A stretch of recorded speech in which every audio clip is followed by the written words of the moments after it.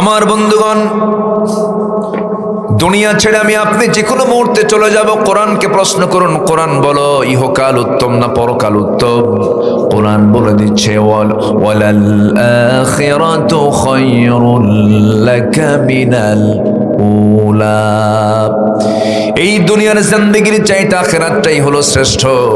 সেটাই থেকে যাবে, সেটাই রয়ে যাবে। একদিন দুনিয়া পার হয়ে যাবে।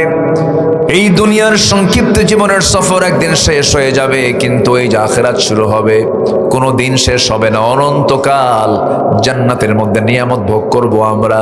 জোরে বলি ইনশাআল্লাহ, আরো জোরে বলি ইনশাআল্লাহ।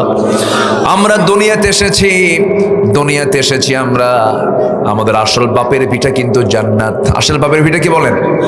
আমরা জান্নাতে ছিলাম। আমাদের আব্বা কোথায় ছিলেন বলেন? আম্মা কোথায় ছিলেন? জান্নাতে। জান্নাত থেকে আল্লাহ তাআলা পাঠায়া দিলেন, কুলনা হাবিতু মিনহা জামিআন ফাইম্মা ইয়াতিয়ান্নাকুম মিন্নি হুদান ফামান তাবিআ হুদায়া ফালা খাউফুন আলাইহিম ওয়ালা হুম ইয়াহজানুন। দুনিয়াতে পাঠায়া দিলেন, দুনিয়াতে আসলাম, কিন্তু আবার ফিরে যেতে চাই আমরা কোথায় বলেন? দুনিয়াতে থাকতে এসেছি না ফিরে যেতে এসেছি? থাকতে এসেছি না ফিরে যেতে এসেছি আমরা। চলে যাব আমরা, ব্যাক করব আল্লাহর কাছে। আগে জান্নাত আল্লাহ পাক দিবেন না, জান্নাত দিবেন হিসাব নেওয়ার আগে না পরে? আচ্ছা, হিসাব নেওয়ার আগে না পরে?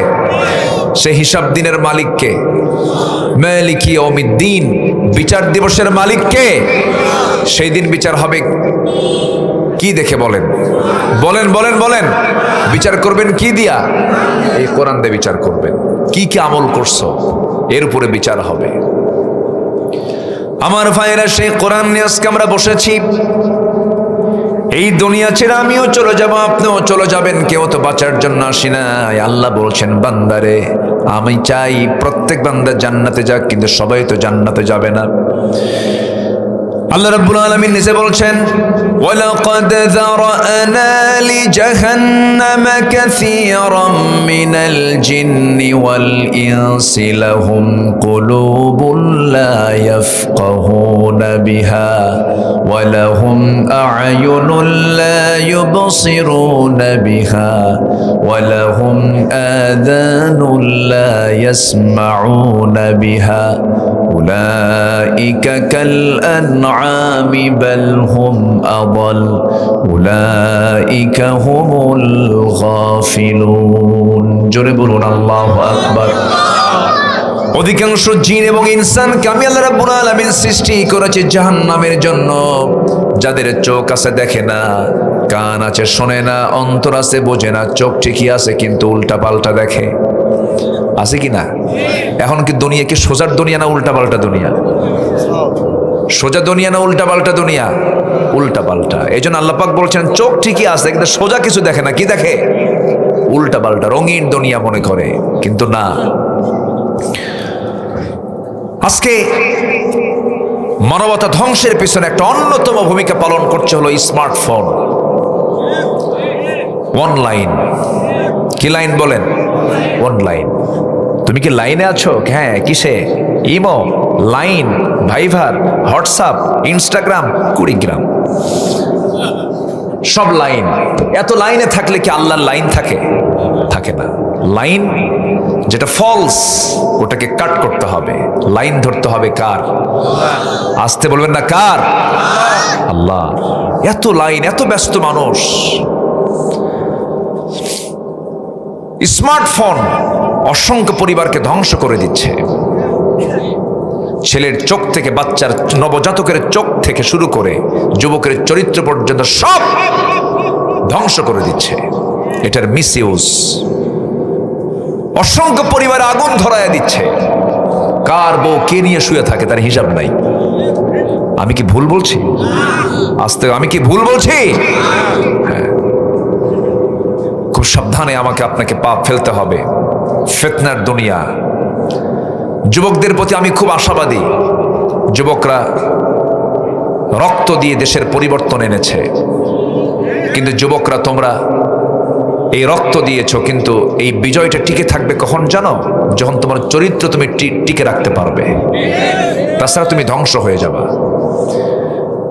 সম্মানিত ভাইয়েরা, সম্মানিত বন্ধুগণ, যুবকরা পালস বুঝেছে, এদেশের তরুণ প্রজন্ম পালস বুঝে নিয়েছে নেতৃত্বের জন্য কারা ভালো, বুঝে গেছে ওরা। ফাঁকিবাজি আর চলবে না, 2 নম্বরই চলবে না, ঠকবাজি চলবে না, কথা কাম উল্টাপাল্টা করলে জাতি আর মানবে না। আসতে কোন কেন? বুঝে গেছে জাতি। এখন 9-6 করে বাংলাদেশকে সাজানো যাবে না, বাংলাদেশকে আর পরিচালনা করা যাবে না, সেই প্রেক্ষাপট চলে গেছে। 71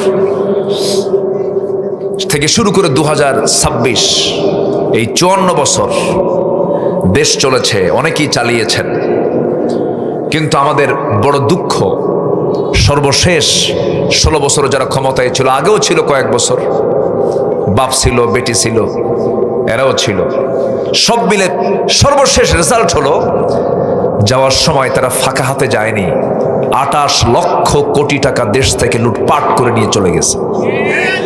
আমার কথা কি বুঝে আসতেছে? আচ্ছা, তাহলে যারা নিয়ে চলে গেল তারাই কিন্তু চালিয়েছে প্রায় এইদিকে 16, ওইদিকে 4, মাঝখান দিয়ে 5, তাহলে প্রায় 25 বছর ওরাই চালালো। ফলাফল 2024-এর দিকে ফলাফল হলো 28 লক্ষ কোটি টাকা দেশ থেকে পাচার হয়ে গেল। শোনেন, এই জাতীয় কথা বললে অনেকের গায়ে জ্বালা পড়া করে। আমরা এগুলো নিয়ে কথা বলবো কেন? এরকম বলে অনেকে, এরকম বলে, কিন্তু 16 বছর বলেছে অনেক, আমাদেরকে বলতেই দেয়নি, কিন্তু আমরা বলা ছাড়ি নাই, জেলখানায় ঢুকছে, অত্যাচারিত হয়েছে। ওইদিকে যাব না আমি। আমাদেরকে বলে মাঝামাঝি বলে, হুজুর আপনারা আকাশ নিয়ে কথা কবেন আর কবর নিয়ে কথা কবেন, দুনিয়া আমরা দেখে নেব। মানে ওরা মদের দোকান দেবে, আমরা দোয়া করে আসবো। তাই তো হয়েছে। যতগুলো সংসদ অধিবেশন, সব অধিবেশনের শুরুতে বিসমিল্লাহ দিয়ে তেলাওয়াত হয়েছে, এরপর মদের আইন পাশ করছে। কিসের আইন? বিসমিল্লাহ কয়া যদি কেউ মদ খায়, ওর গুনাহ কম হবে না বেশি হবে? কি কথা বুঝতেছেন আপনারা? আচ্ছা আচ্ছা, আপনি বেজোড়া থেকে জোড়ায় যাবেন, জোড়া আছে না এদিকে? চিন্তা করা যায়, দেখেন কি মিলটা পাওয়া যায়। বেজোড়া থেকে কই যাবেন? বনানী দিয়ে সোজা মারবেন, ওইদিকে যায় কি রানীহাট পার হই জোড়া। তাহলে বেজোড়া জোড়া, জোড়া মাহফিলে গেছি, যে জোড়াও গেছি, বেজারাও আসছি, জোড়া ছাড়াও আছে, জোড়াও আছে। তো যেতে নিয়ে আপনি হুন্ডায় চড়ছেন, কিন্তু হুন্ডায় চড়তে নিয়ে মাঝখানে খাদে পড়ার পর আপনার হাতের কবজি ভাঙছে। এখন আপনাকে হেলথ লাইনে নিল, এখানে আছে নাকি হেলথ লাইন? আসতে নিয়ে দেখলাম। হসপিটালে নিল আপনাকে, আপনি হসপিটালে চলে গেলেন, ডাক্তারকে বলতেছেন, ডাক্তার আমি আপনাকে খুব ভালোবাসি, আপনি আমার মাথা থেকে পা পর্যন্ত সব জায়গায় হাত দেন, দয়া করে কবজি ভাঙ্গা জায়গায় হাত দিবেন না। ওর হাত সারবে? আজ থেকে সারবে হাত। কোথাও হাত না দিলেও ডাক্তারের দায়িত্ব এখন কোথায় হাত দেওয়া? ভাঙ্গায় হাত দিলে চাঙ্গা হবে, হাত দিলে কি হবে? চাঙ্গা হবে।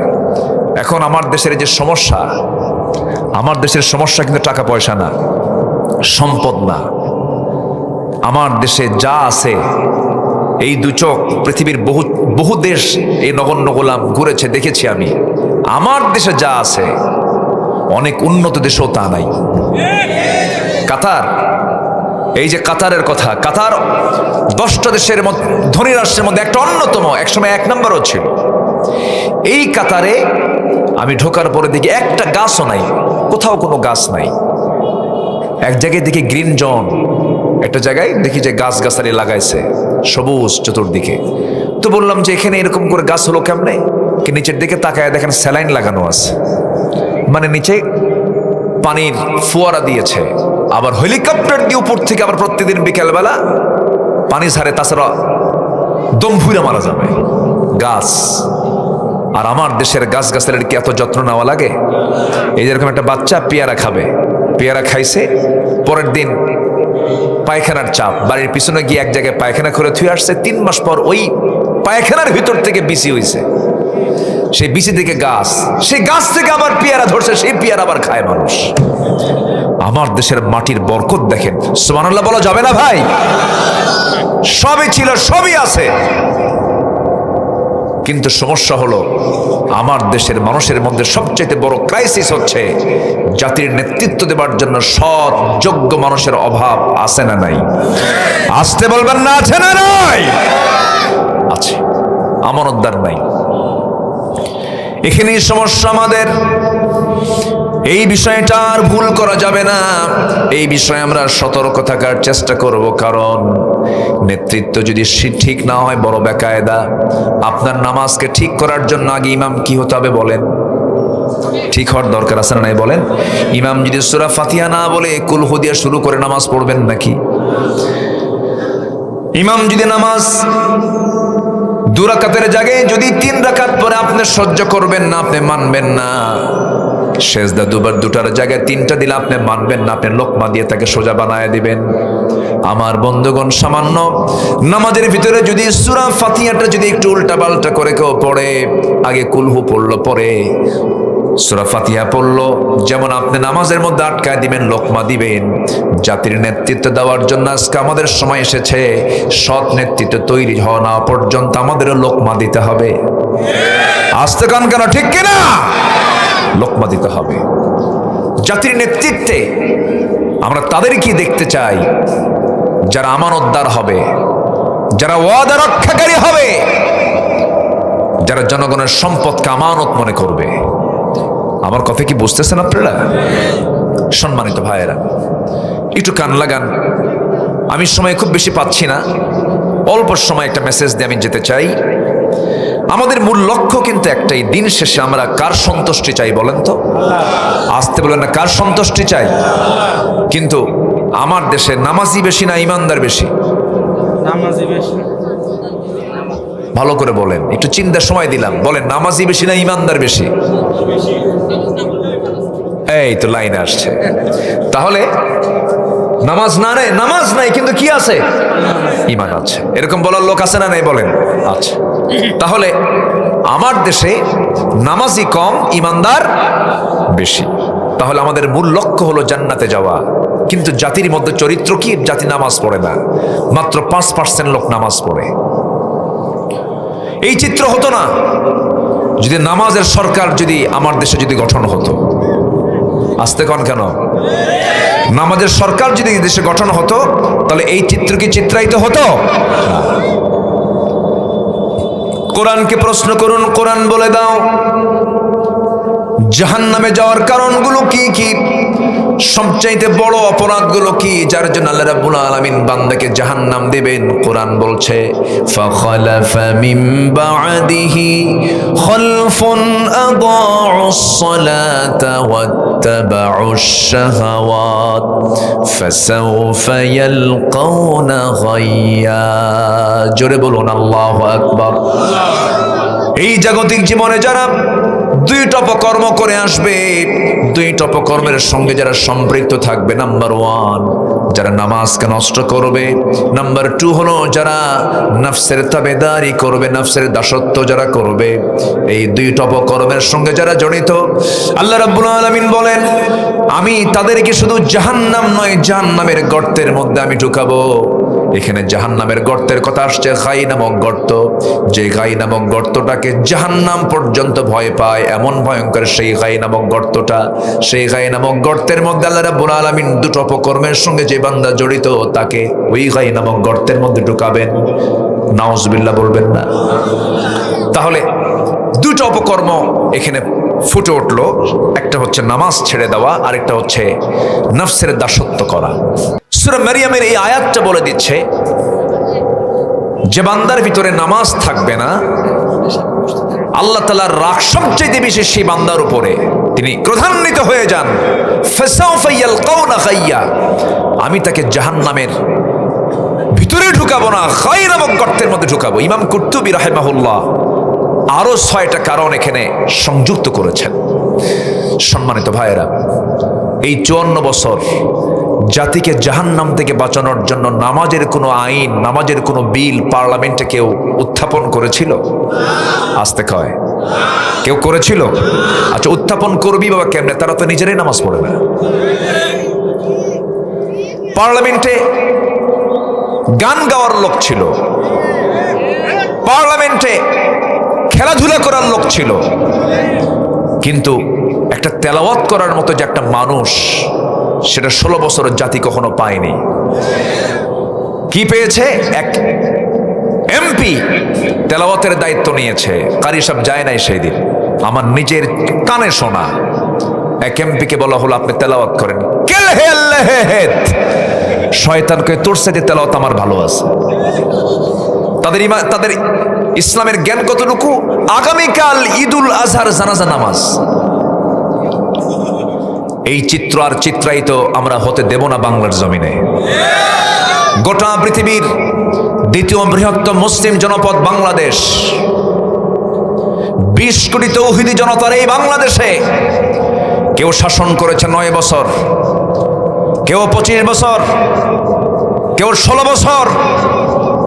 মঈনুদ্দিন ফখরুদ্দিন কেয়ারটেকার গভর্নমেন্ট, অভ্যন্তরীণ সরকার সহ কয়েক বছর, সব দেখা শেষ। কেউ জাহান্নাম থেকে বাঁচানোর জন্য মিনিমাম নামাজের আইনটুকু বিল উত্থাপন করতে পারে নাই পার্লামেন্টে। অতএব জাতিকে জাহান্নাম থেকে বাঁচানোর জন্য যে দল, যে শক্তি দুনিয়াতেও কল্যাণ চায়, আখিরাতেও মুক্তির জন্য আন্দোলন করে, তাদের কি আমরা সমর্থন দেব ইনশাআল্লাহ। সেই নেতৃত্বে মানতে রাজি আছেন কারা কারা? হাত উঁচু করে দেখান মুসলমান।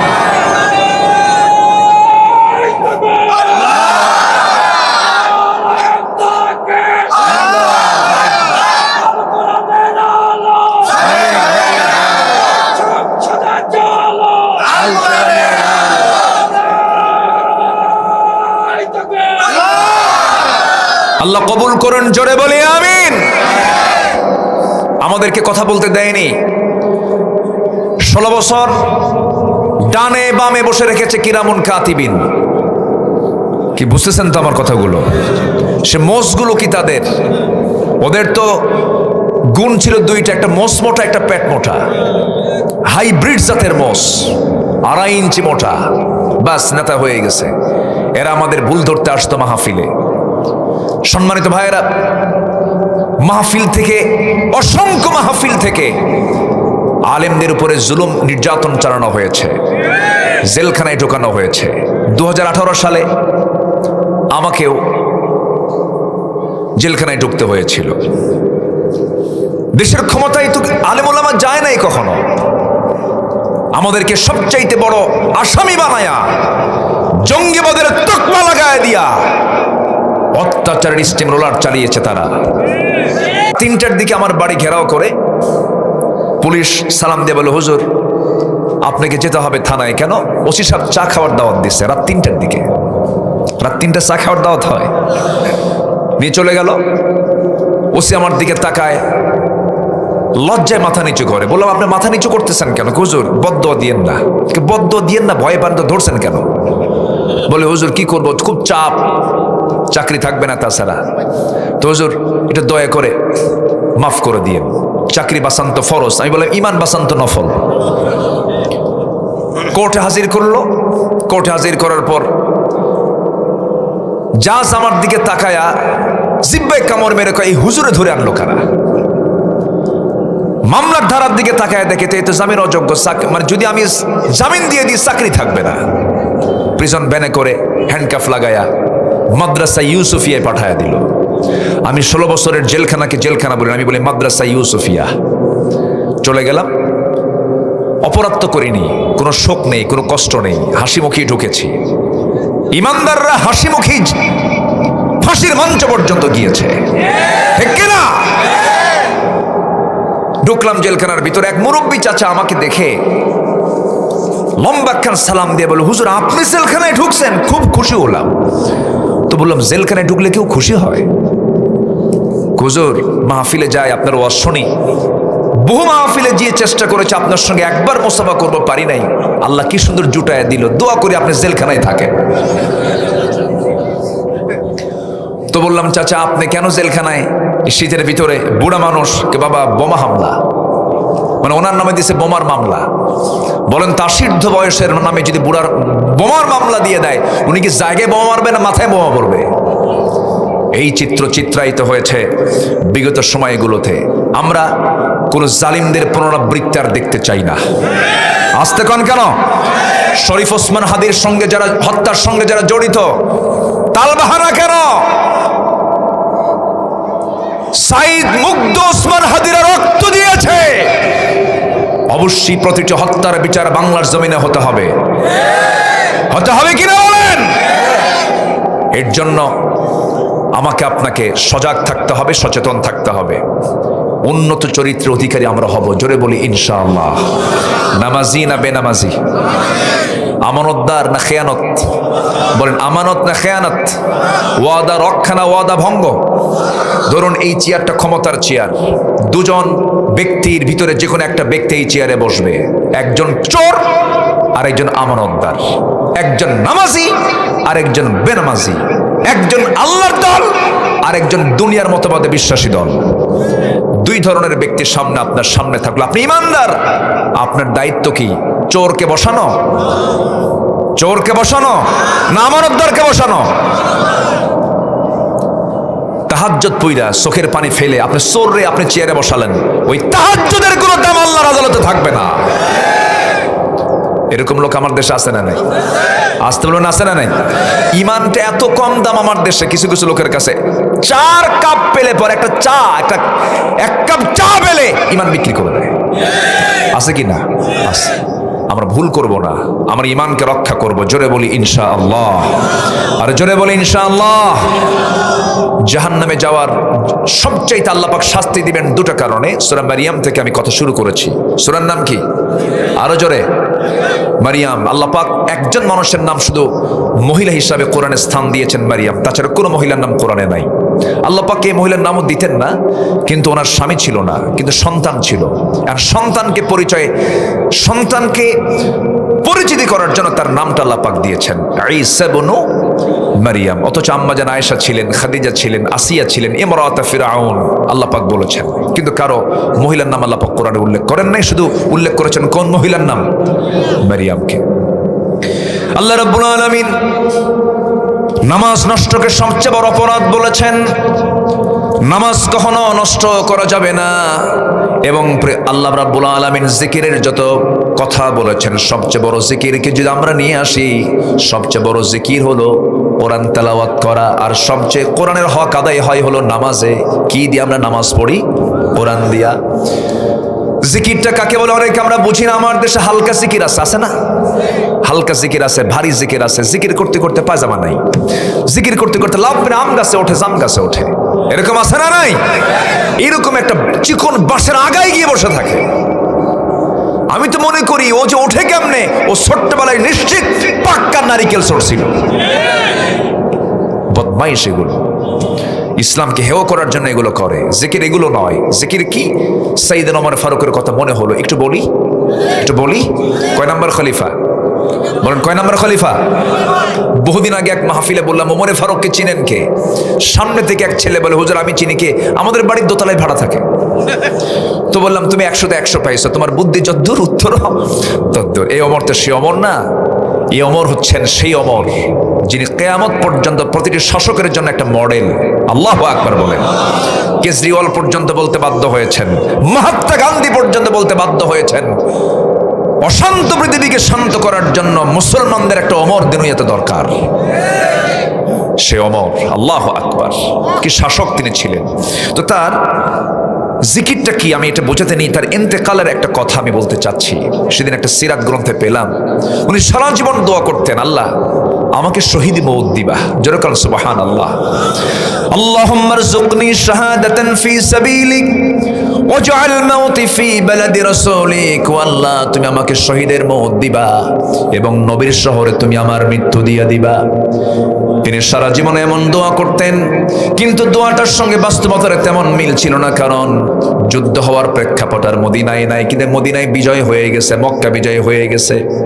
এখন তিহামা অঞ্চল পার হয়ে গেছে, অন্য অঞ্চল অন্য দেশ জয় হবে, কিন্তু মদিনায় কখনো যুদ্ধ হওয়ার সম্ভাবনা নাই। কিন্তু তিনি প্রায় প্রায় চোখের পানি ফেলে ফেলে দোয়া করতেন আর বলতেন, আল্লাহ আমাকে শহীদি মওত দিও, নবীর শহরে মৃত্যু দিও। এমন দোয়া করতে লাগলেন। আল্লাহর কি ফয়সালা, তার এই দোয়াটা কবুল হয়ে গেছে। কোন এক ফজরের সময় কোনো এক রাতে ফজর নামাজ পড়ার জন্য মসজিদে নববীতে ঢুকলেন। এই ওমরে ফারুক নামাজ পড়েছেন না ইমামতি করেছেন?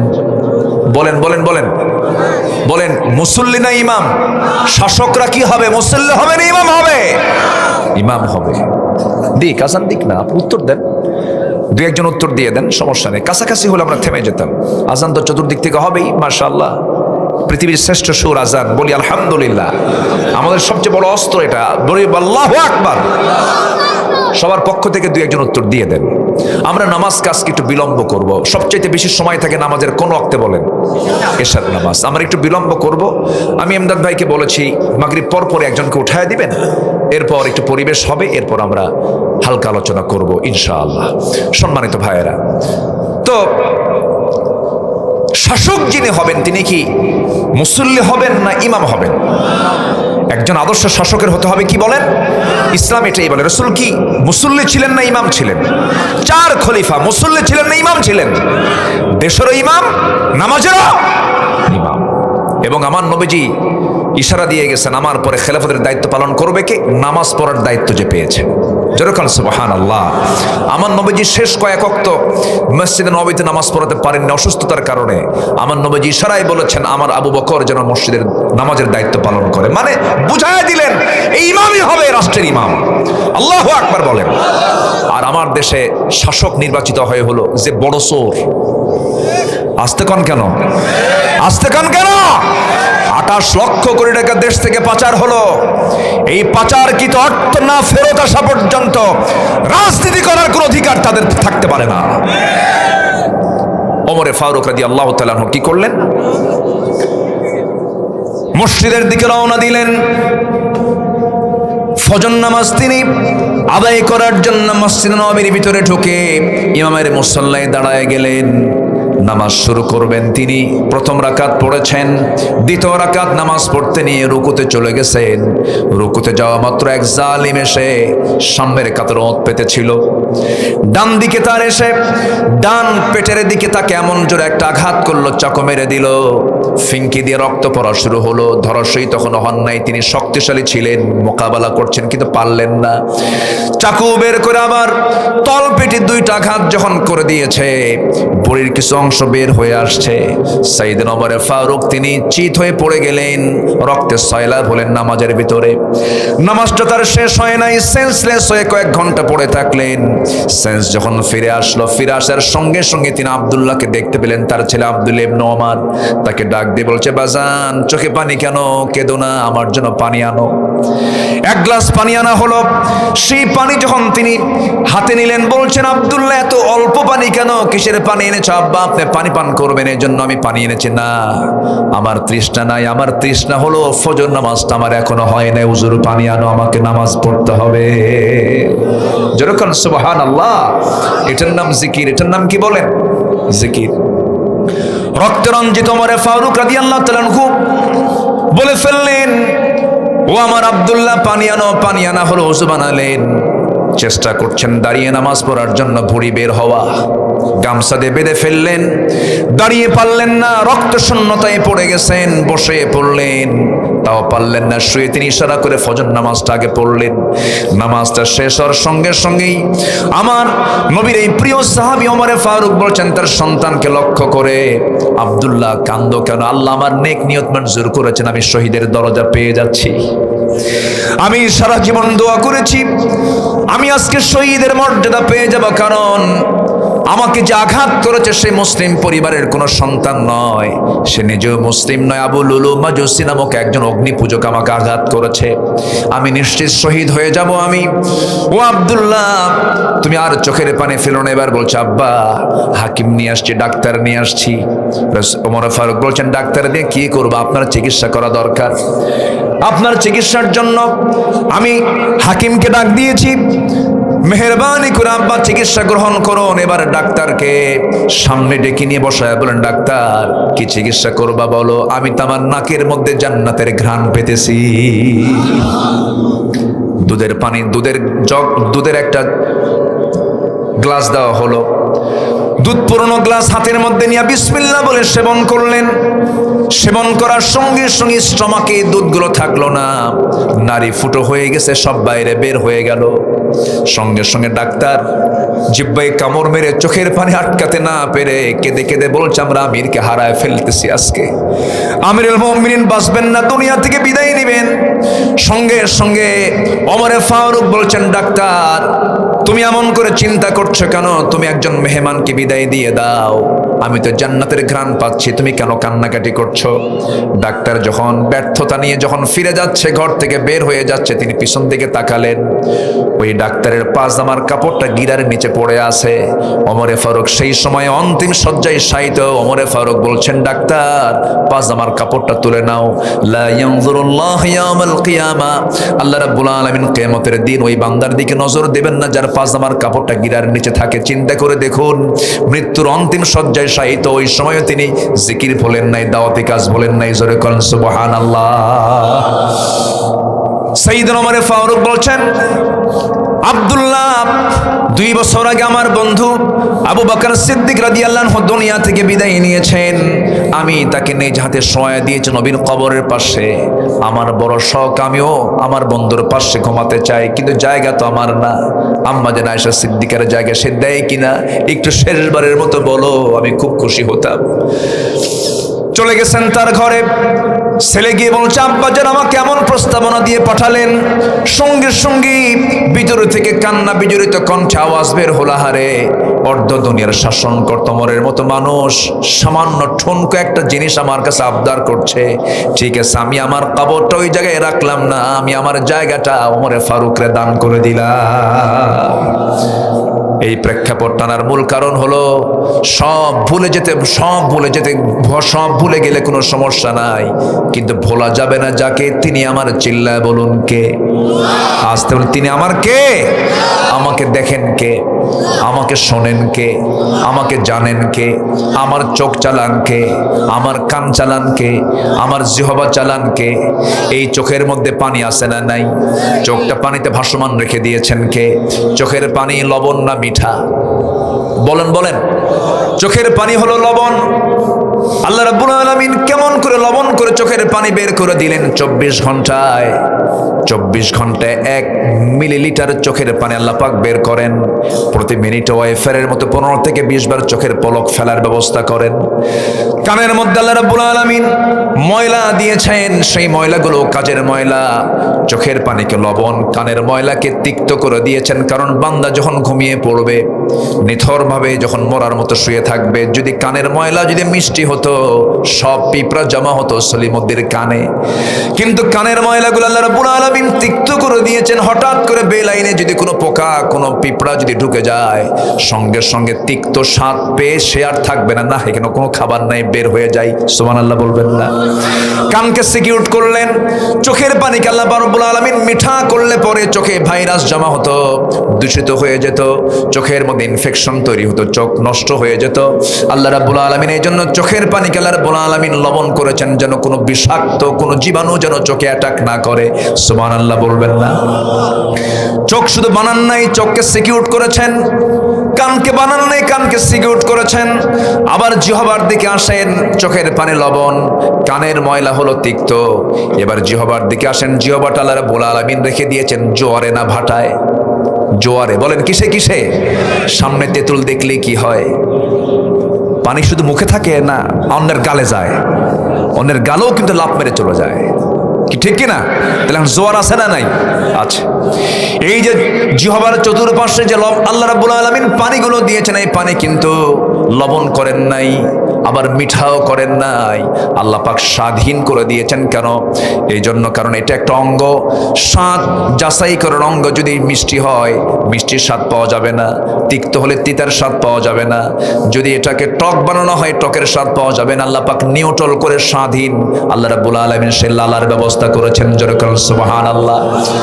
মুখের পানি হলো, লালাগুলো হলো পাইনসা মার্কা স্বাধীন। চোখের পানি হলো লবণ, কানের ময়লা হলো তিক্ত। একই মাথার ভিতরে কতগুলো অঙ্গ, এক একটা ফাংশন আল্লাহ রাব্বুল আলামিন রেখে দিয়েছেন। মালয়েশিয়ার একটা সফর ছিল, এক বন্ধুর হাত ধরলাম, বন্ধুর হাত ধরে দেখে একটা মেশিন লাগানো। বললাম, বন্ধু মেশিন কেন? বন্ধু কেঁদে ফেলে দিয়ে বলছে, বন্ধু আমার আল্লাহ পাক প্রচুর টাকার মালিক বানিয়েছেন, কিন্তু দুটা কিডনি আমার নষ্ট হয়ে গেছে। আমি আল্লাহর কাছে মাঝে মাঝে বলি, আল্লাহ আমার সব সম্পদ তুমি নিয়ে নাও, কিন্তু আমার দুটা কিডনি ঠিক করে দাও। তাকে প্রত্যেকদিন ডায়ালিসিস করার জন্য হসপিটালে যাওয়া লাগে। ডায়ালিসিস মেশিনটার ওজন হলো 100 কেজি। 100 কেজি মানুষ বানিয়েছে যা দিয়ে ডায়ালিসিস করা হয়। আর আল্লাহ রাব্বুল আলামিন প্রত্যেক বান্দার দেহের ভিতরে দুটা করে ডায়ালিসিসের বিকল্প কিডনি দিয়েছেন, আরো মজবুত। এটা 100 কেজি নয়, মাত্র 200 গ্রাম। সুবহানাল্লাহ বলা যাবে না? এই যদি এমন হতো, বান্দা তোকে আগে দুনিয়ায় পাঠালাম, পরে আমি 100 কেজি ডায়ালিসিস মেশিন দুটো পাঠাবো, ধানের বস্তা মাথায় নেবেন না, কিডনির বস্তা মাথায় নেবেন। কত বেকায়দা হয়ে যেত। আল্লাযী খলাকাকা ফাসাওয়াকা ফাআদালাক। আল্লাহ বলছেন শুধু সৃষ্টি করে নাই, ভারসাম্য করে দিয়েছে, চলতে ফিরতে যেন কোনো কষ্ট না হয়, সব আমি ব্যবস্থাপনা করে দিয়েছি। বান্দারে শুধু আমি তোর কাছ থেকে চাই, আমি তোর কাছে যেমন 24 ঘন্টা আমি তোর সেবা দিয়ে থাকি। নাকের অক্সিজেন দেই, মুখের খাবার দেই, মুখের খাবারটার জন্য একটু চাষাবাদ করতে হয়, মুখের খাবারের জন্য জীবিকার চেষ্টা করতে হয়, কিন্তু একটা খাবার, যে খাবারটা এসেনশিয়াল, 24 ঘন্টার প্রত্যেকটা মিনিট দরকার, সেটা হলো অক্সিজেনটাকে আমি আল্লাহ নিজে তোর নাকের ডগা আমি আল্লাহ নিজে খাওয়ায় দিতেছি। জোরে বল সুবহানাল্লাহ। সরাসরি খাওয়ান কে? আর সে আল্লাহকে আমরা ভুলে যাব না মনে রাখবো? এক সময় না সব সময়, এক সময় না সব সময়, একবার না বারবার, একবার না বারবার, বারবার সবসময় আমরা আল্লাহর নামটা নেব। এর মধ্যে শ্রেষ্ঠ কাজটা হচ্ছে 5 ওয়াক্ত নামাজ আমরা পড়বো। রাজি আছেন তো ইনশাআল্লাহ? এবং আগামী সরকারকে আমরা দেখতে চাই নামাজের সরকার।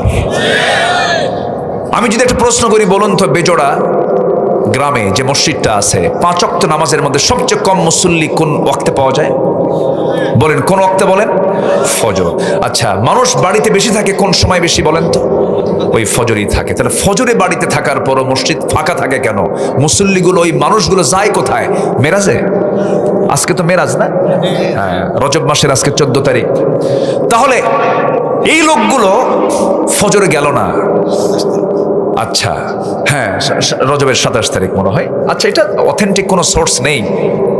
মেরাজ হয়েছে এটা সত্য, কিন্তু এটার উপলক্ষে এই অতিরঞ্জিত কিছু কথা আমার দেশে আছে। তবে হ্যাঁ, মেরাজ সত্য। মেরাজ কি সত্য, এতে কোনো সন্দেহ নেই। পৃথিবীর Marconi, Faraday, James Watt, Copernicus, Einstein, Dalton, Galileo, এই যে বিজ্ঞানীরা যে তথ্যগুলো দিয়েছে আকাশের, আর আমার নবীজি শুধু এই আকাশ না, 7 আকাশ পেরিয়ে সিদরাতুল মুনতাহা পেরিয়ে আরশ আজিমের মেহমান হয়েছেন।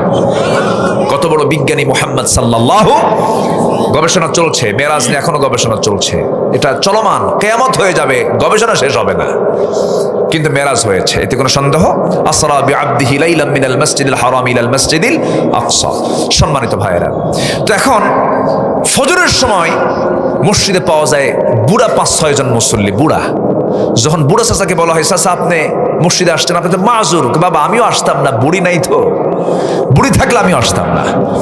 তো এই যে মসজিদের হালত, এটা কি আমার আপনার জন্য আশার দিক না হতাশার দিক? মানে এটা কি চরম বিপদ না, শুধু বিপদ না, চরম বিপদ, চরম বিপদ। এটা গজবের কারণ। কিন্তু মসজিদ ফাঁকা থাকে, মসজিদগুলো পাকা, এসি, সেটা তো আপনি নিয়ন্ত্রিত, কিন্তু মুসল্লি নাই।